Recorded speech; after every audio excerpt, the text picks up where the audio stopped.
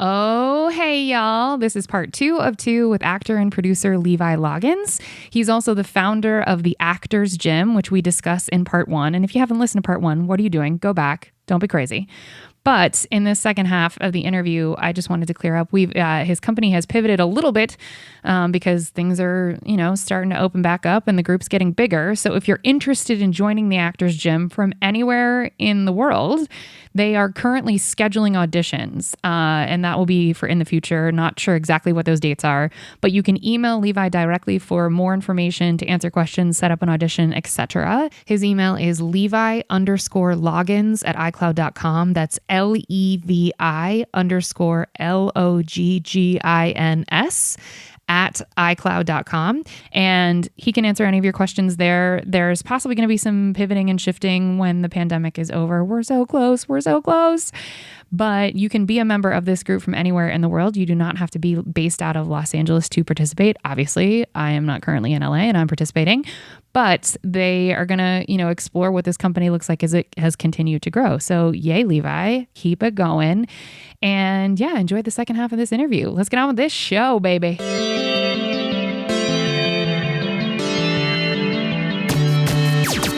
That's so unfortunate, too, that you were your own advocate, but you also had to be your own protector, but you also had to protect the customers. But that is the absolute definition of toxic. So you are correct. And after that, I had to protect my servers because I became a supervising server, a head server fairly quickly. And, just the way I am, I was like, I need to make sure that my servers are being treated the way they should be. And even at that point, I took the baristas under my wing as well in the same way. I was like, I need to make sure everyone is, okay, because obviously the management is not doing a very good job with that.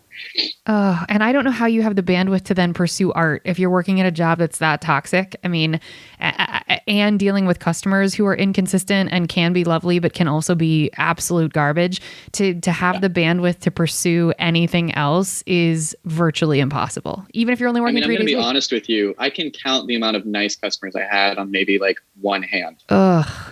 At this location. It was one of those places. Well, that area we've had other people on. Shout out to Sean Polofsky. We've had other people on that have worked in that area, and that's a real specific crowd. Yeah. And it was the Americana, so you get tourists. Not even just the people who frequent, downtown Glendale, but you get all sorts of people that frequent there. It's not even the locals. It's whomever. Yeah. And also you're spending whatever Angelinos that are coming to that specific mall location have a grip of cash, because apart from going across the street to the mall side of it, when you're in that zone where all that stuff is, it ain't cheap. So it attracts a real specific type of person. Yeah. And then we also had, I don't know how many people know this, but if you walk in the Americana and you look up, it's all housing. It's all apartments. Yeah. And it's luxury apartment housing, or whatever that means, Just expensive for mommy and daddy to pay for you. Yeah. So you'd have a lot of really bougie, rude people coming in every morning. Our regulars were those people that lived there, and they weren't always the nicest. I will tell you, though, that one of the nicest customers I've ever had, I don't know if you would know her, but I know several people. She's in the zeitgeist right now because her show just made it back onto Netflix for the first time, is Jeanette McCurdy, was actually one of the nicest people I have ever had to wait on because she's so introverted. She was on a Nickelodeon show maybe like 10 years back. Oh, I love that. I love. She was so sweet. I love hearing stories of nice interactions. We're not at that part though, so let's keep bitching. Okay, what's the weirdest thing you've been asked to do whilst you were on the clock? Oh, Jesus. A lot of weird things. Tell us. Oh, my God. I mean, I was told I was paid to be in a picture with people. You're handsome. Drunk party. Is that not enough to confirm it? Don't fight me on this. You're a good looking dude. Not like that. But I had this party of swingers when I was working in, Levi. in New York. Here we go. And we're going in. And you could tell, too. I mean, they weren't putting their keys in a bowl in the middle of the table, but it was this big party of like 20 people, 20 couples. And they were all obviously meeting for the first time. And, they were really touchy and flirty with each other. They're getting really drunk. And by the end of it, while they were waiting to like go to their next location, I guess, they were waiting on their whole party. They came up to me and ended up like paying me for me to be in a photo with them, which I thought was funny. Hell yeah. We had another time where we had someone call in and say that Adele was going to be coming in. So they were making a reservation for her, and they went through the whole process of like, a celebrity reservation, and all that comes with that. And when it comes to it later that night, it was just some guy and his girlfriend that was named Adele, who is this Instagram model, I guess. So I guess they weren't lying, where they're like, yeah, Adele is going to be there. It just wasn't the Adele we were expecting. I fucking hate everything. I want to light my own fucking face on fire. Like I can't deal with everything right now. What was a celebrity like hosting reservation? Would it go to a different like file on the computer, or was there some way to like indicate? It would go they would talk longer on the phone to try and verify that it was, who they were talking about, just a prank or anything. And she's like, I'll just have a British accent. I'm Adele now. Yeah, it didn't really work. I don't know what they were expecting. I mean, the manager that spearheaded all of that situation, she actually was fired like a few months later for sharing Coke at the holiday party. As you do. As you do. That's how generous. Which, by the way, if you go to get... I don't know how it's going to be after the pandemic, probably the exact same. But if you go to dine in New York City, just expect that your servers are all going to be high on Coke. What? That's just how it works. That's so rare. That's just how it works. That's not at all how it is in LA. No. No one does that there. What are you talking about? Oh, God.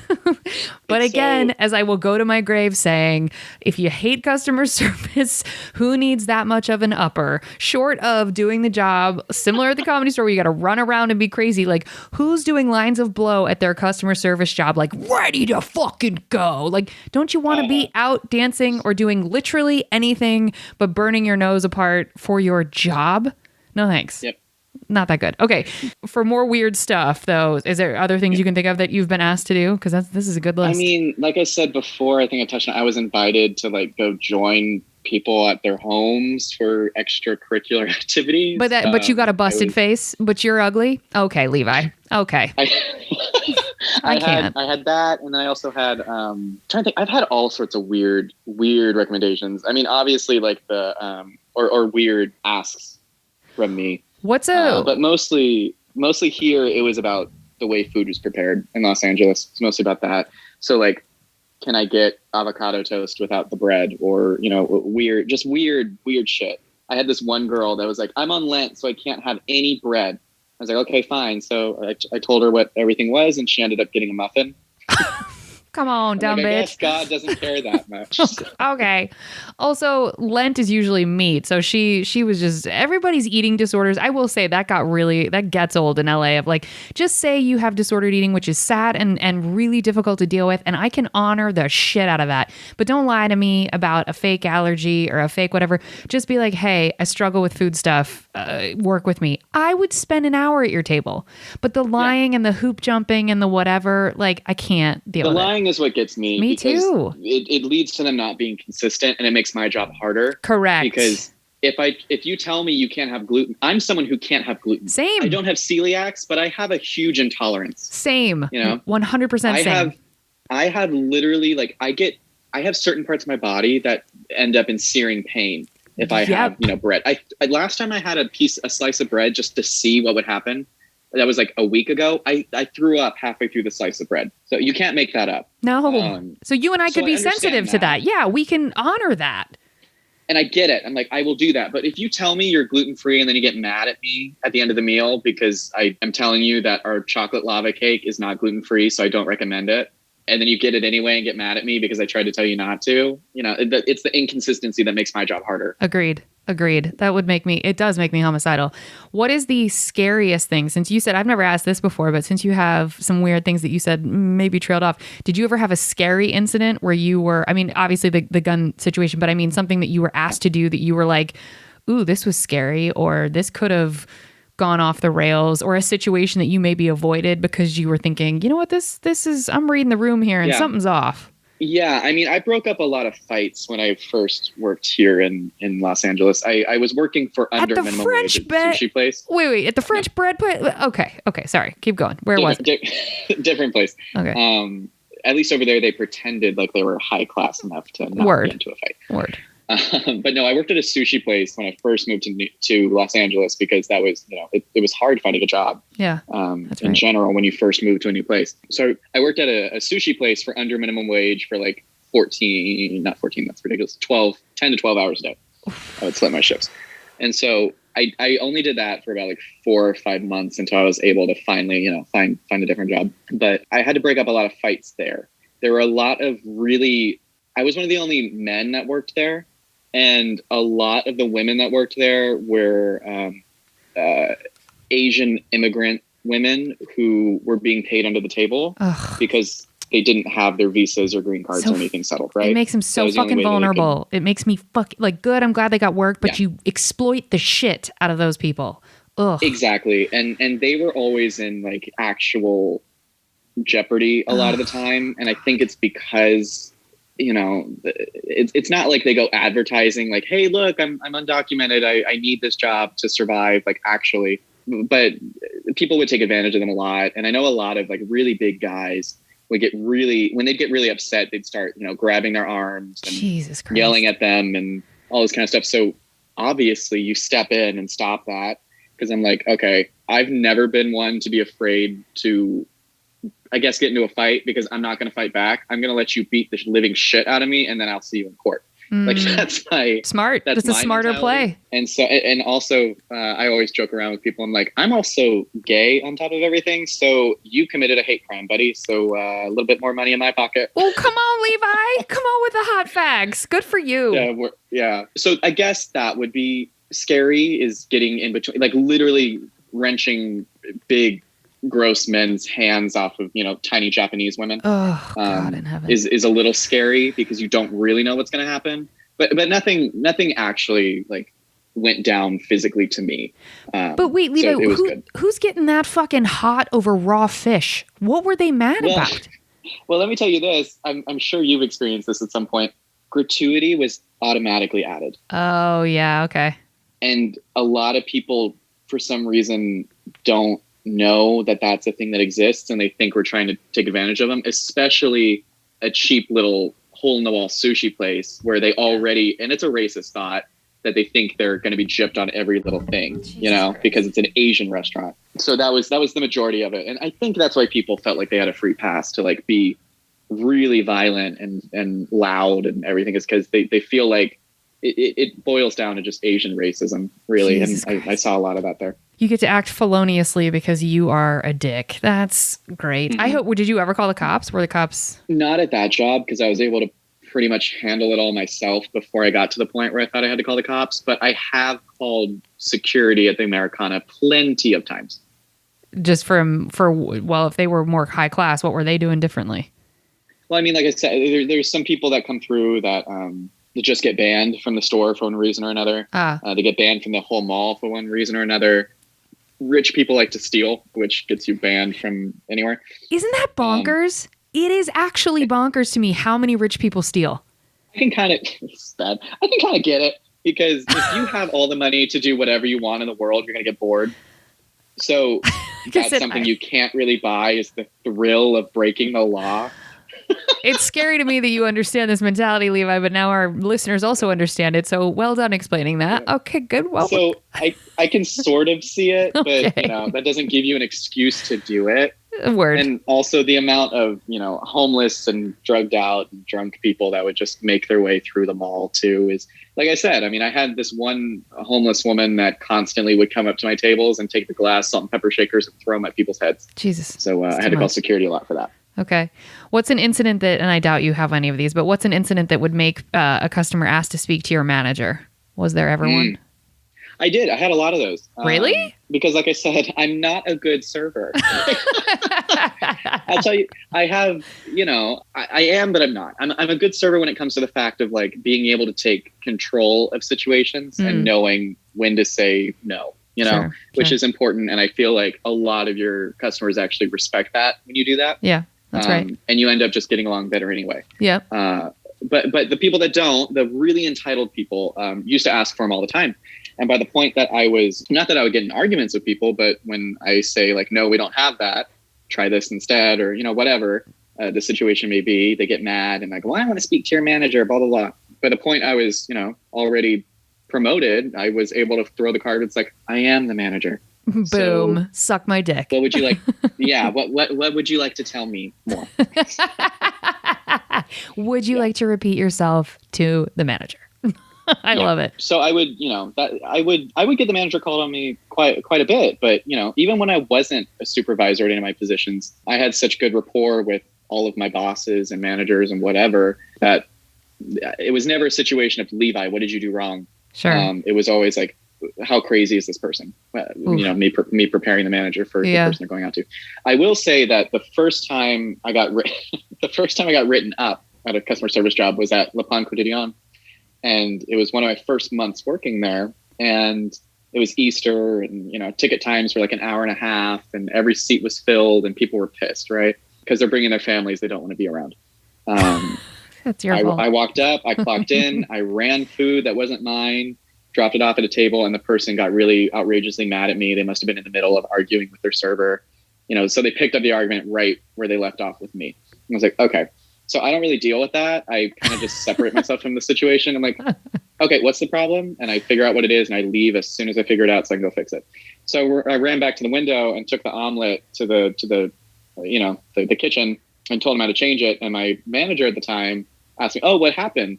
And when I talk with my hands, right? Sure. And so I was telling her what was going on and what the customer was talking about. And I don't think I was having an attitude or mocking anyone, but the customer could see me and they thought I was mocking her. Oh, fuck off. So yeah, they were, they already pissed. They had to blame someone for being mad. And I just happened to be that person. And they wrote to corporate, blah, blah, blah, whatever. So it's not like my manager was pissed at me or thought I was in the wrong, but someone had to be written up and it was either my manager or me. Well, there you go.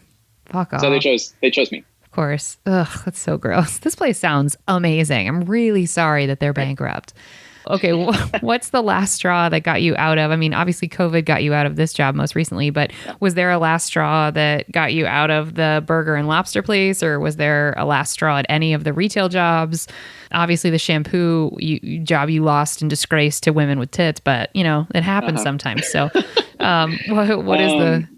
Oh, I said tits. That's no. I've never. Actually, no. There was.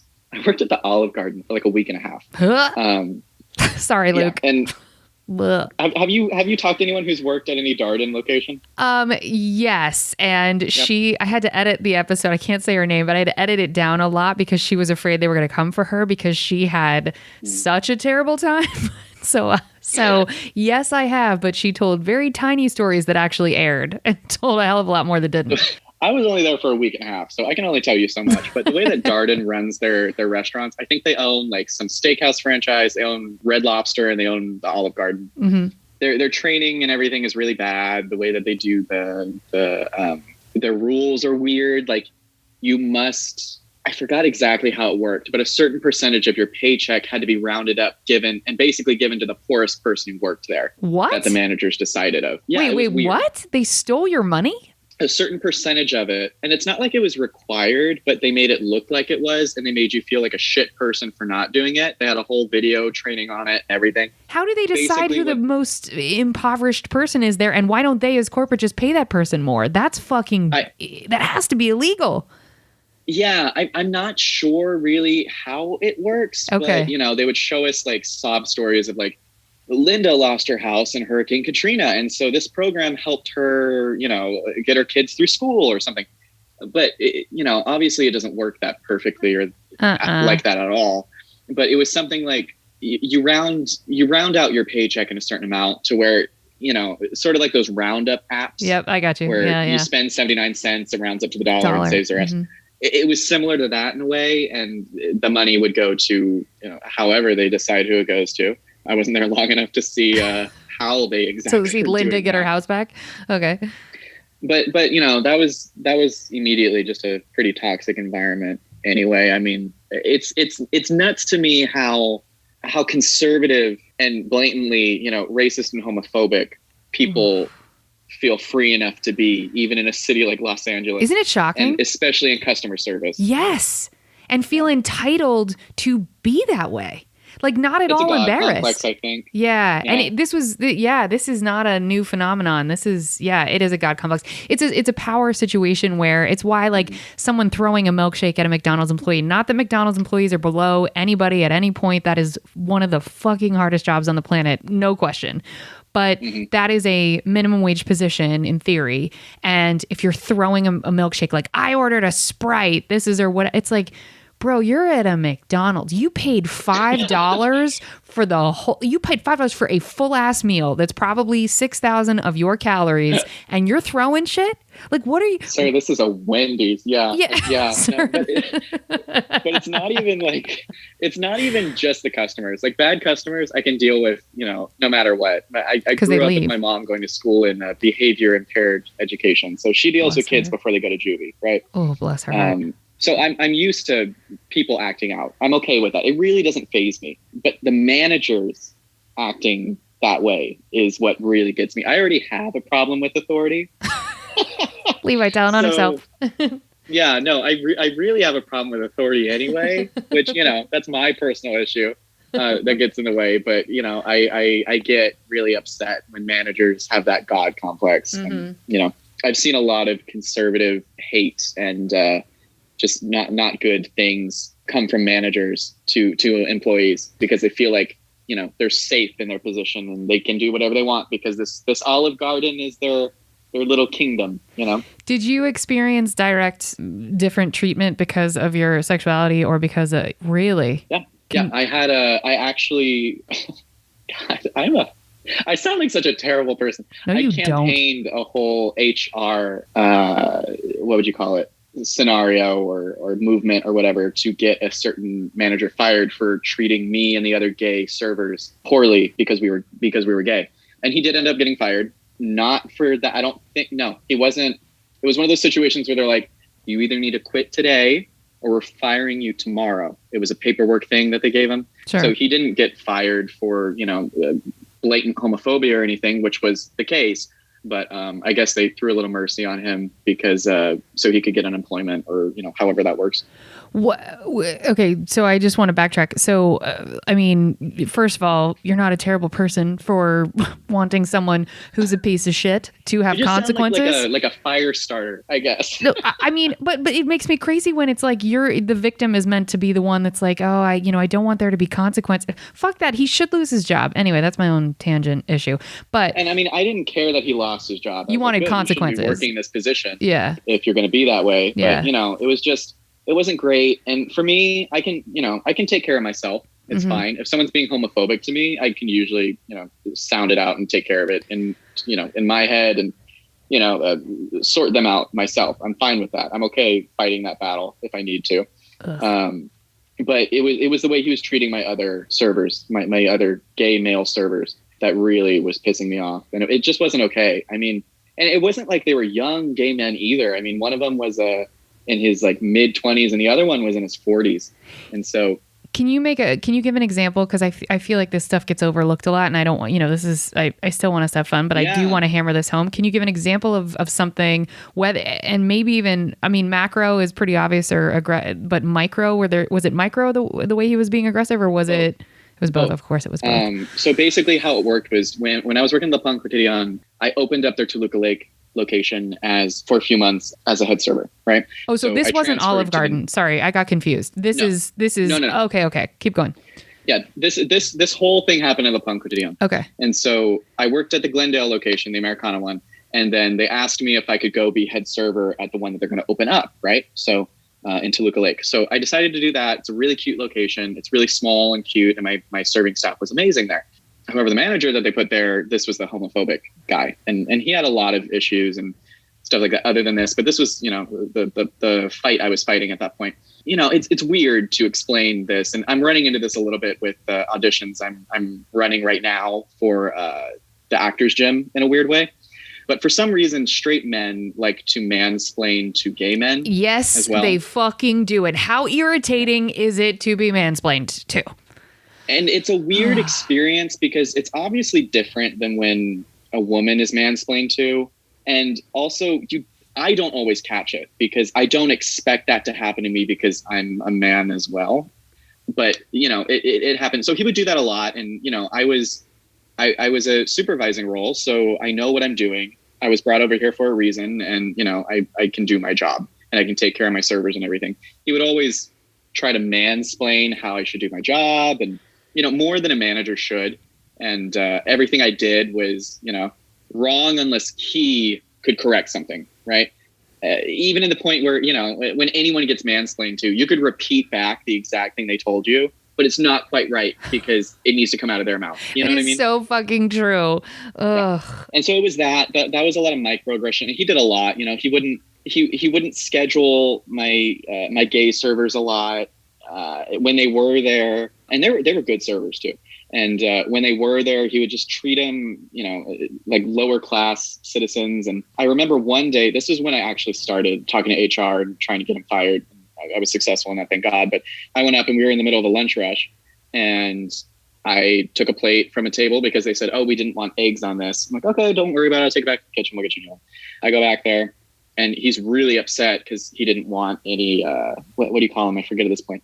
He didn't want me to put in the computer that we wasted a whole thing. Right? Oh, any mods or any voids. He didn't want it to look bad on him, basically. Sure. And so I'm back here. I'm like, what do you want me to do? It's like, there's only so many things you can do. And, I have to do my job. And so I go back there, I check the kitchen, everything. He snatches this plate out of my hand, this ceramic, really heavy plate, and throws it right past my face at the wall. And the food goes everywhere. The plate shatters. And at that point, I was like, I'm off the clock. So Good for you, Levi. Good for you. I walked to the back and I called my old manager to tell him what was up. And I was like, this just happened. What do I do? What am I supposed to do? Obviously, I was pissed, which is why I called, someone else and was like, how do I handle this properly? I know how Levi would handle it, but as someone who wants to keep their job with this company at this point, how do I handle this? What do I do? Yeah. And so, I went through all of that, but, that was pretty crazy, I would think. Yeah, that wins. And I know he wouldn't do that to a straight guy. So that's what I was going to say.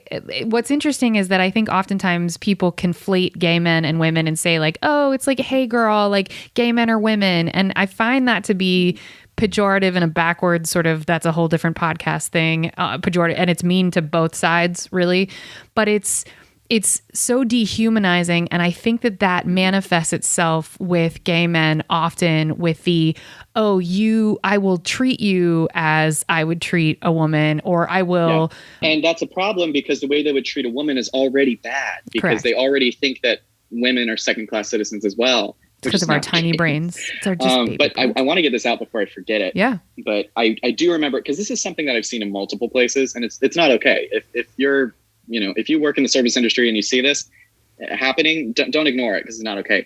But I remember when I would be talking to, other queer employees or even people of color, we sort of have our own, as minorities, we sort of, especially gay men, we sort of have our own lexicon, our own vocabulary that we speak in, whether, a good example is people who watch Drag Race. We have our own like huge vocabulary of, ball culture words and phrases and things.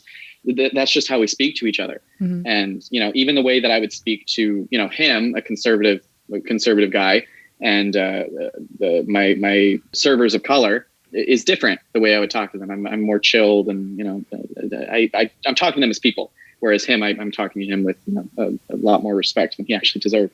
But I remember this. He would get very irritated and shut down any conversation that didn't make him feel comfortable. Fuck and off. So if you're throwing around like, hey girl, or, talking about, I remember one time I was joking around with this one server about the church he went to, because it was one of those, Episcopal churches, the black congregation that gets up and, is real loud, because I've dated quite a few people that have that same experience. So I sort of have that in my zeitgeist. I know how to talk about that and what they're talking about. I have experience in that.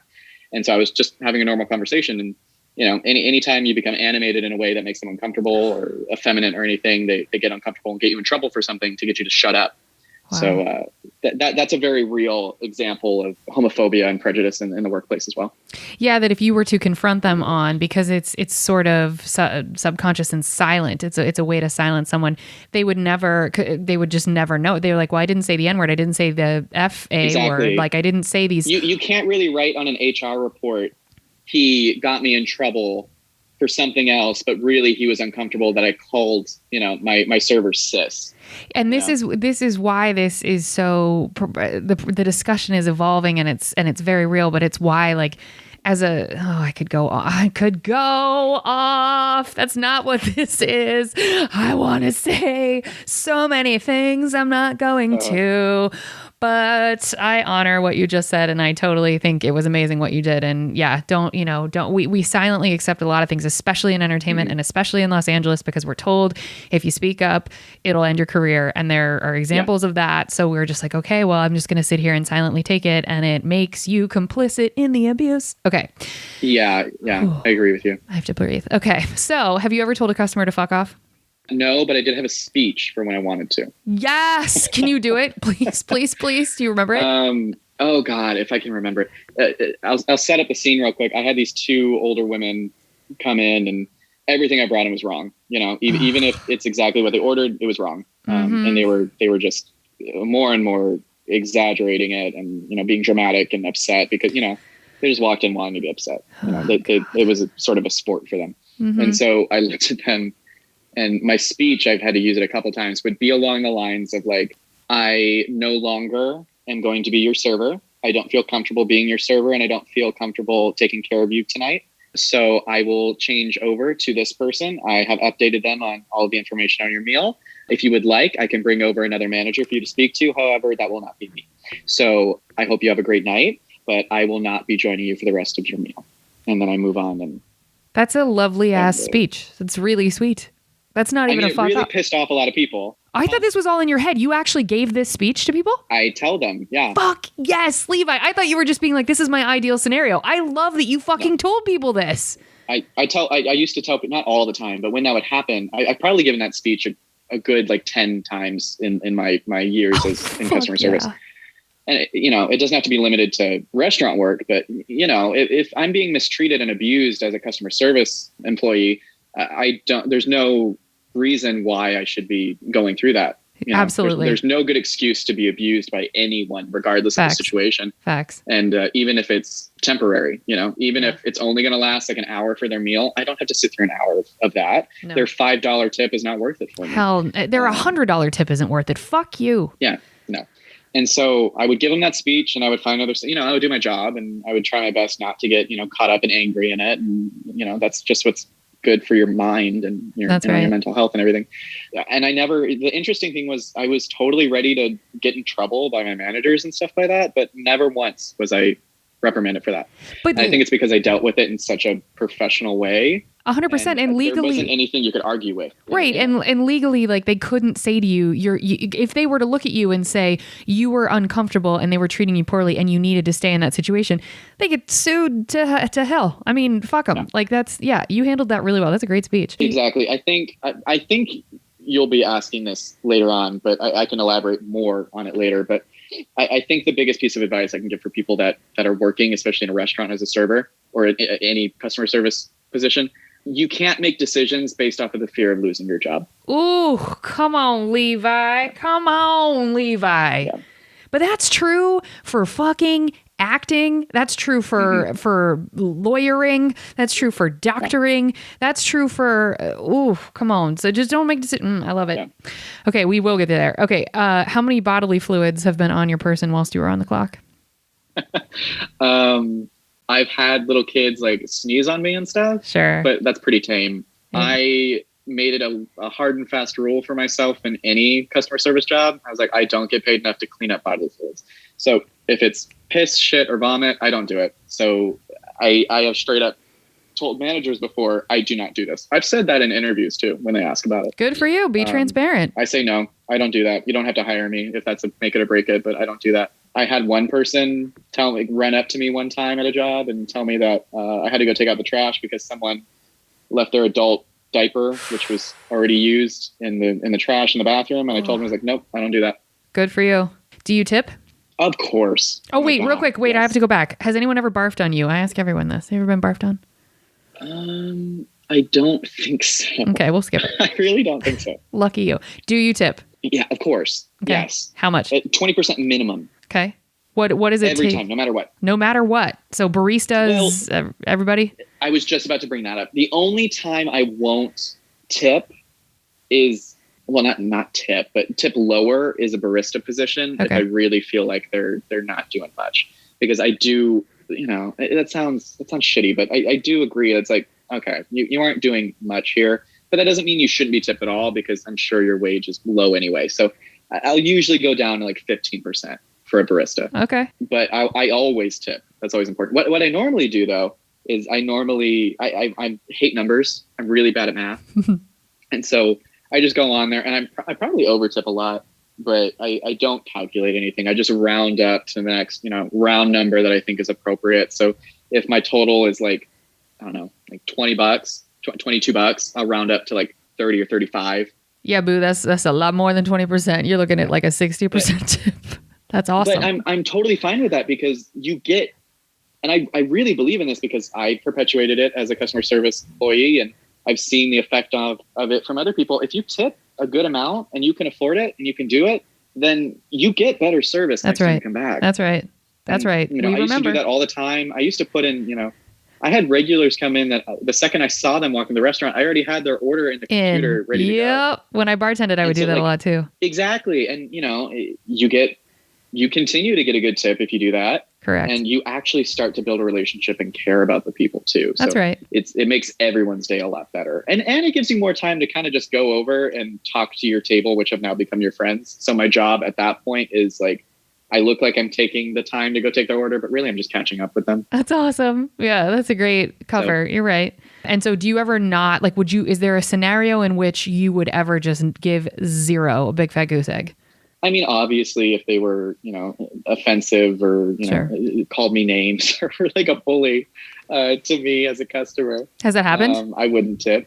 No, I haven't, but I have had servers quit halfway through as me going to it. I remember I was my college boyfriend, which I will never, this was so, I'm sorry if you're hearing that. I'm still friends with him, and I don't mean to drag on him at all, but he took me to the Applebee's in Times Square for Valentine's Day. I love that place. What are you talking about? It's the cheesiest, best experience. It's the biggest Applebee's sign I've seen in my life. Do not drag him for that. And Applebee's has the best apps. I took him the Valentine's Day before or after that. I forgot which one it was, because we would take turns on holidays. When Valentine's Day was my turn, I took him to Barney's Rooftop Grill. Jesus. Well, that's different.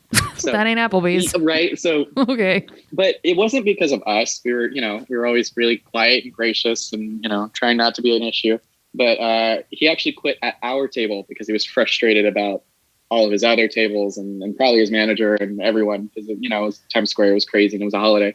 But he came up to us and he was mid-order. And you could tell he was thinking about something else. He's probably thinking about something someone else just did. Yeah. And he just looks, he's like, I'm done. He puts his pad down and his pen on our table, takes off his apron and just leaves. I'm dead. I love it so much. That is in my dream scenario. Like, I just get pushed to the limit and I'm like, fuck this place and just leave. Oh, God. It was a very calm decision from him. And you could tell he knew that it was the right decision. Yep. But you could tell, like, as he was taking our order, he was just somewhere else, not paying attention at all. And then he just decided then and there, he's like, I'm done. This is it. This is the moment. I wish I had the chutzpah to do that. That's amazing. Okay. Yeah. Well, so there's not, okay, so we already answered that. And have you ever been stiffed that you can remember? Like, not walked out on the bill, but like goose egg on the tip line? I mean, it happens all the time. It does. I don't think you can find a server that doesn't happen to. At times, have I felt like it was justified? Yeah. But if you're being honest. But at other times, it's hard when you have a full party and, it's a huge, I'll give this. This is a better example of it. I once had on a morning shift, I think it was about 18 military men come in, all in uniform and everything. Hello. I don't know where they were going to, but they were obviously like on their way to work or something, stationed or something. I don't know what it was. Mm-hmm. They all wanted separate checks. Oh, fuck off. 18 of them? No. No, ma'am. And so my manager at that time said, do it. So I went ahead, I took the time, I took care of all of them really well and got goose egged by all of them. Fuck all the way off. Yeah. So, I mean, it happens. It's true. I mean, I made a lot of money there regardless. So I couldn't have been too upset about it, but no, I would have been pissed. You're kind of shitty people. That took the amount of time it took to separate 18 checks. No, fuck off. Yeah. And did it happen more in LA or more in New York that you got stiffed? Definitely more in Los Angeles. Come on. I knew you were going to say that. That's a fact. Yeah. Okay. And I think it's because if you don't have money in New York, you're not going to go try and throw it around to prove you have money. Correct. But if you're in Los Angeles, no matter how poor or rich you are, you're going to try to throw around your money to look like you have more than you actually do. We'd be faking it. Yeah. Gross. Okay. Yeah. Were you ever fired from a customer service job?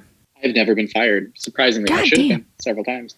Well, look at you having angels around you, but you're very articulate. And again, you got that mug. That pretty face is going to get you out of a lot of things. All right. I think it's mostly just my ability to talk my way out of bad situations. Well, sometime you're going to accept this compliment. Worst customer you've ever had to deal with? Worst one. Yeah. Raven Simone. Fuck off. You're going to name it. I'm into this.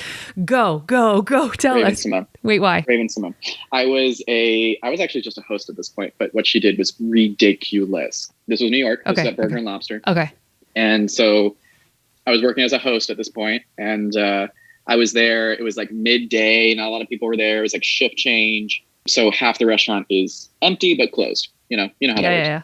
And so I'm at the desk and I have my little iPad and, no one's there. And this group comes up to me out of nowhere and they look really, really bad.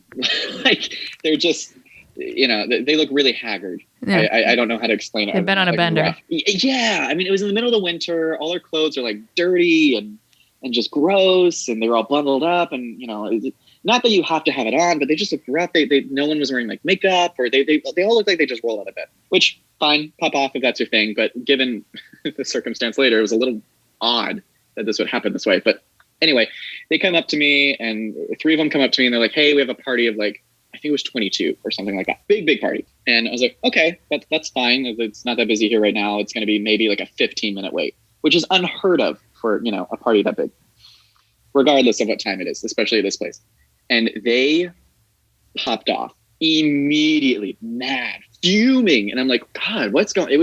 It was so quick of a 180 in their attitude that I was just like taken aback. I was shocked. I was like, what? Did I miss something? And so I told him at this point, especially at that point when I was working in customer service, my go-to phrase was, hold on, I will go grab my manager and we will be right back. Because again, I was like, I'm not paid enough to deal with, this level of extreme. So I grabbed my manager. She went and she talked to them and she's like, wait, so what's going on, Levi? And I said, I literally said, I was like, this crazy woman just like, is just nuts. I told her she had to wait 15 minutes for a party of 22 and she just went off like crazy. I mean, it was like psychotic how quickly their attitude changed. Like yelling at you and being disparaging or yeah. Yeah. Okay. Yeah. I mean, it was just shocking. It wasn't really human how it was. It was just weird. People's emotions don't shift that quickly off of something that small, And regardless, they didn't even have all their party there. And this was a restaurant where, it was well known. You have to have everyone there before you can be seated regardless.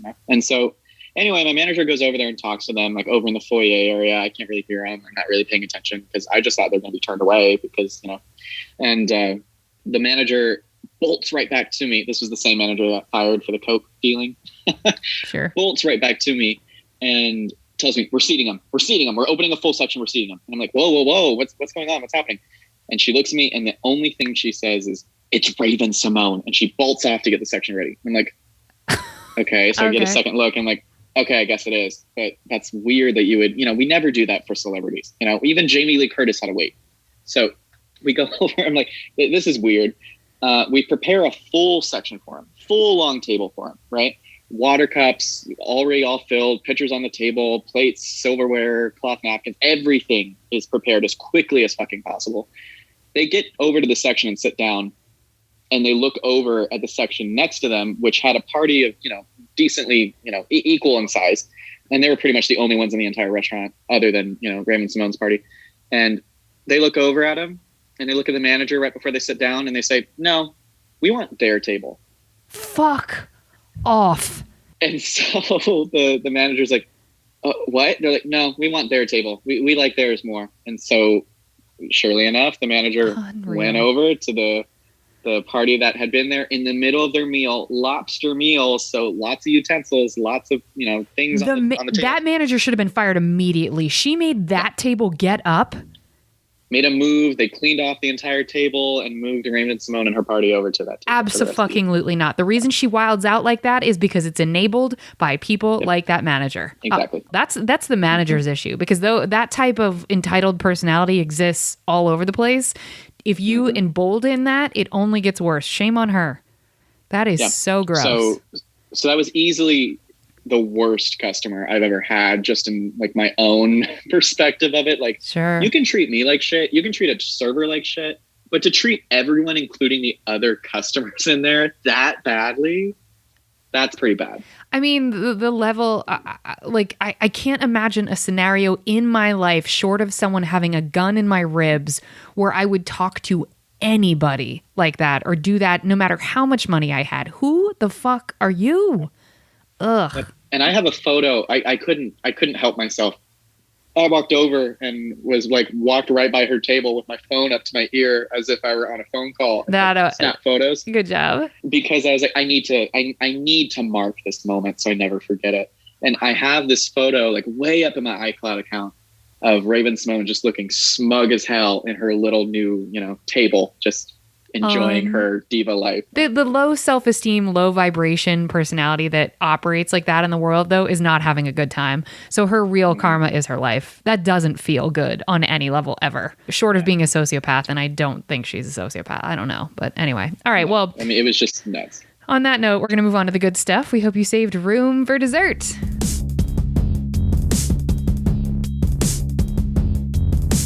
What was the nicest thing a customer has done for you whilst you were working? You know what? It'll be this. A few months before the pandemic, I remember I had, for a couple of years when I was at the French restaurant, I had this customer, this regular, that would always choose my section. I liked him a lot. He was just such a sweet guy, but he was so quiet. Never spoke, right? Barely ever.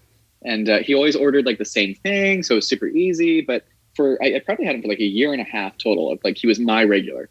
But he never really spoke much. I was like, okay, that's fine, whatever. I still like him. Anyway, one day I went over there to his table and he mutters something in French. And I'm like, oh, I just thought he was just throwing around a French word, And I don't know what came over me, but for some reason I responded back in French to see if he actually spoke it or if he was just throwing it around. And let me tell you, he was a little chatterbox in French. And he was so excited because, here in Los Angeles, it's kind of hard to find French speakers like that. It's not as accessible as like Spanish. Sure. And he was so shocked. And he looks at me and he's asking me all these questions like, how do you know this? Why does your accent sound this way? Blah, blah, blah, all this stuff. And just talking about like his life and his family and just all this stuff. He would not shut up and I loved it.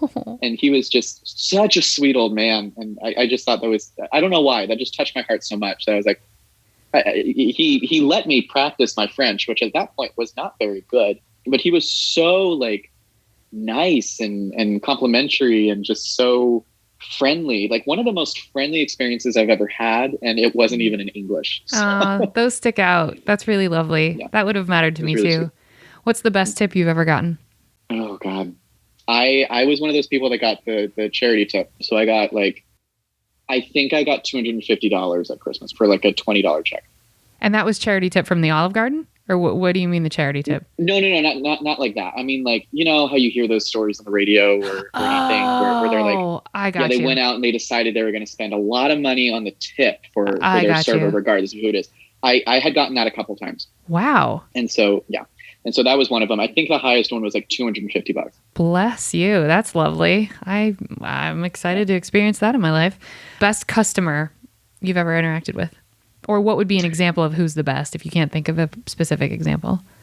Honestly, like the thing that I value the most in life, I think, is kindness. Same. Just anyone who has the capacity in their heart and brain to like just value kindness is really like miles ahead of everyone else for myself.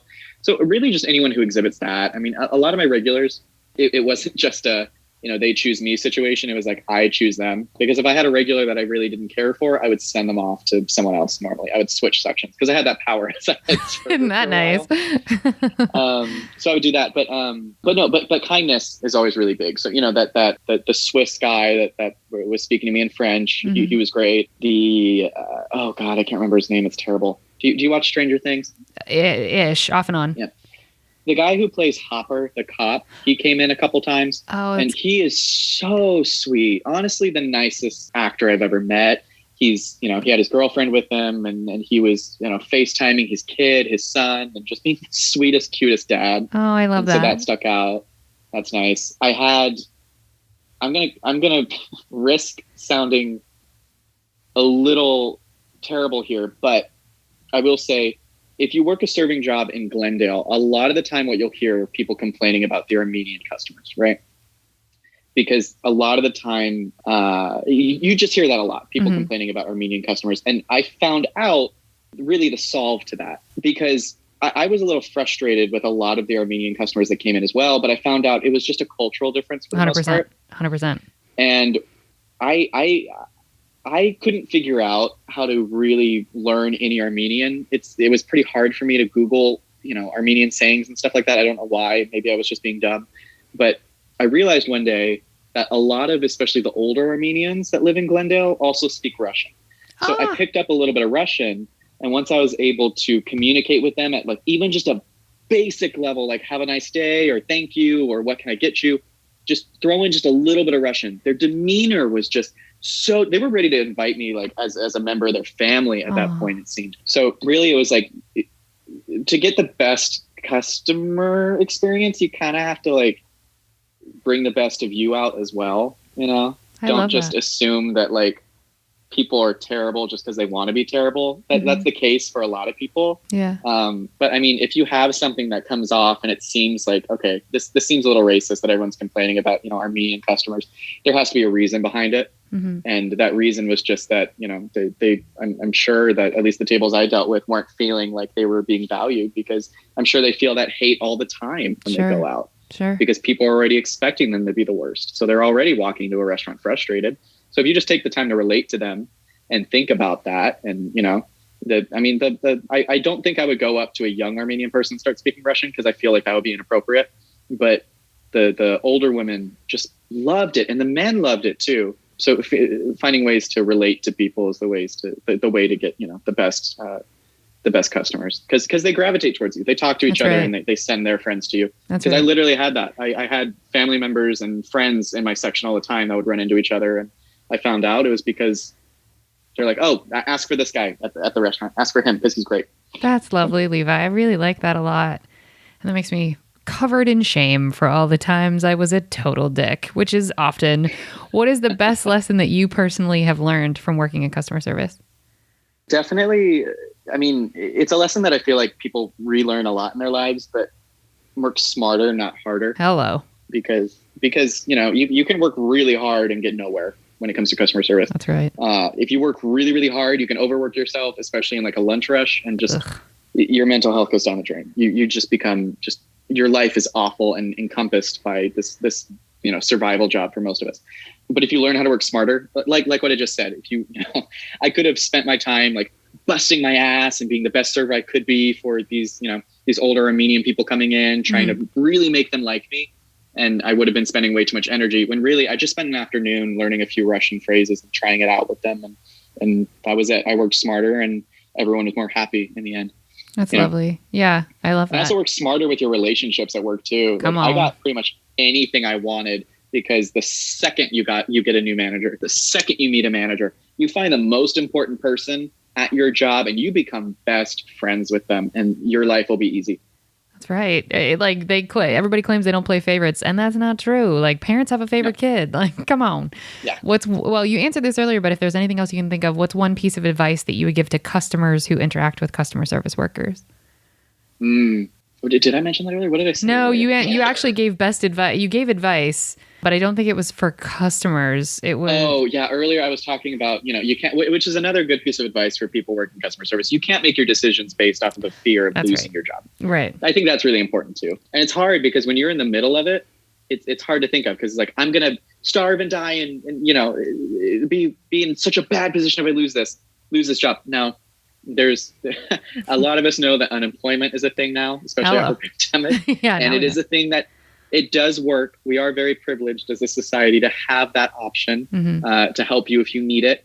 There's lots of government assistance that you can do if it comes to that. But honestly, people are hiring and firing servers all the time, and it doesn't matter. You know, if you lose a job at one place, you can go ahead and get a new job at another place next day. It doesn't matter. And if you're getting fired from a place, it's usually because it's not a good fit for you either. Not just that you're not a good fit for them. It's mutual. Take it in stride. Don't take it personally, and just move on to the next place. Mm-hmm. And then how would you tell customers to be like, is there something to get, like, say a customer feels similar to your example of Armenian, those women like kind of feeling not seen, or it seemed like that, and that changing their whole demeanor when they felt seen. Is there something that a customer can do if they're having a shitty experience with a customer service worker?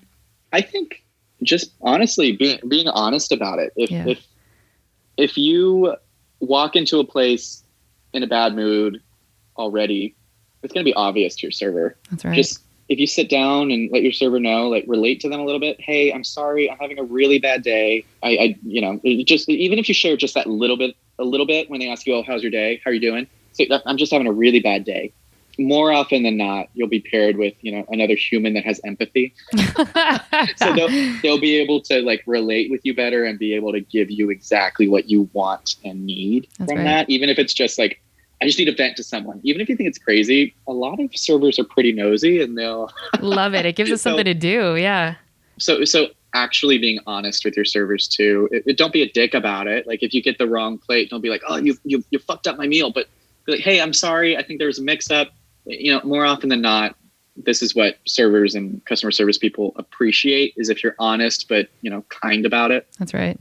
And it makes our job easier. I don't want to continuously guess how to make your experience better. Tell me how to make it good for you, and then I can do it, and everyone's more happy. It's less work for everyone. Yeah, I'm not looking to be your roadblock. I want this to be smooth like butter too, because not smooth like butter fucks my night up as well. So help me help you.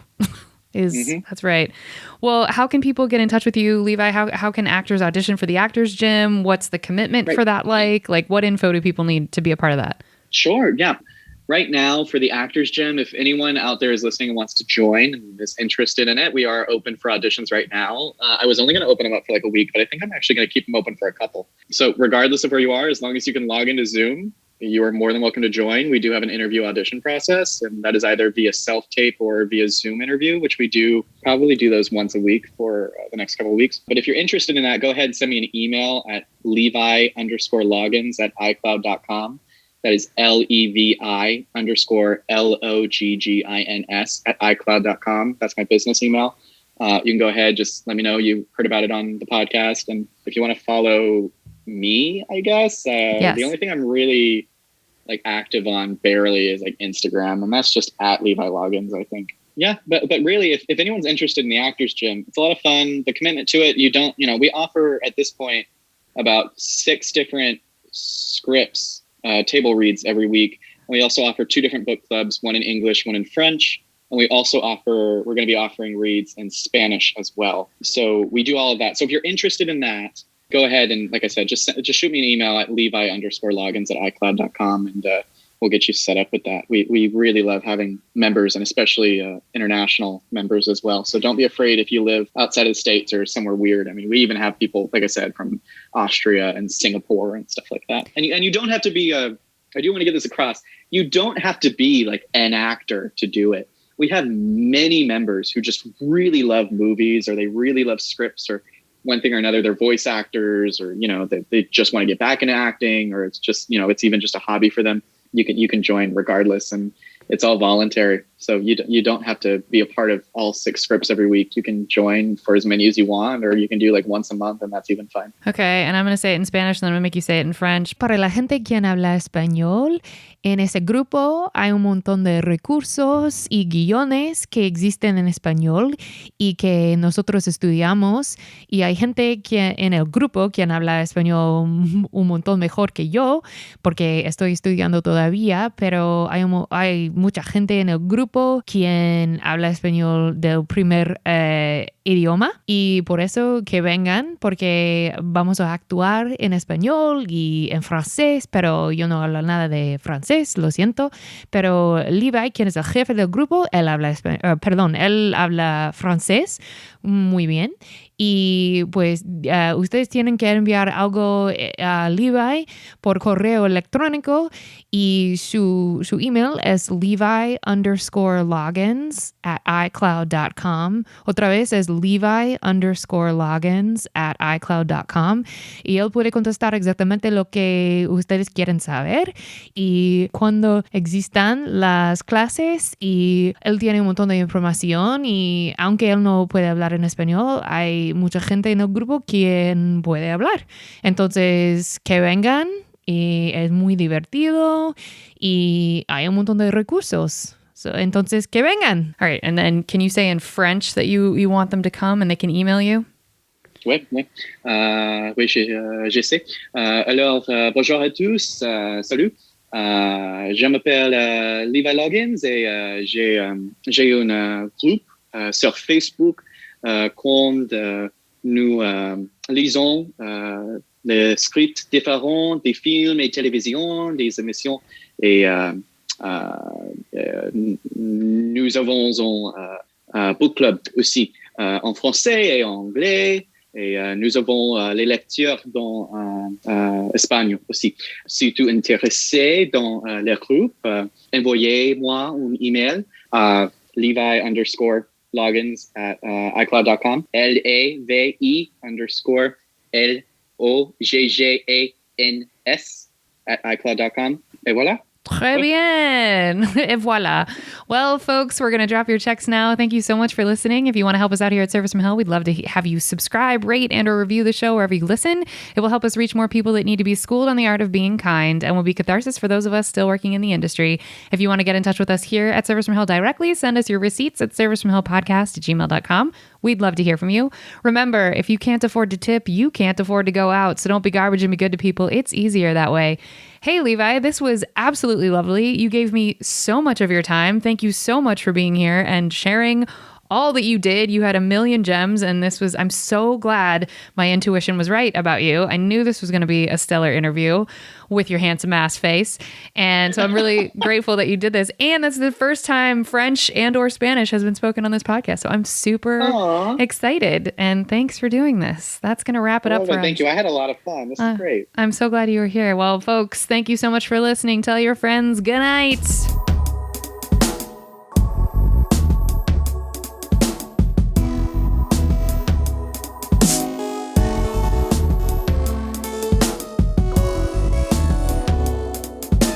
Interested in helping support the growth of this podcast? Oh, thank you. You're amazing. How about joining our Patreon at patreon.com/The Kate Gaffney. That's patreon.com/THEKATEGAFFNEY.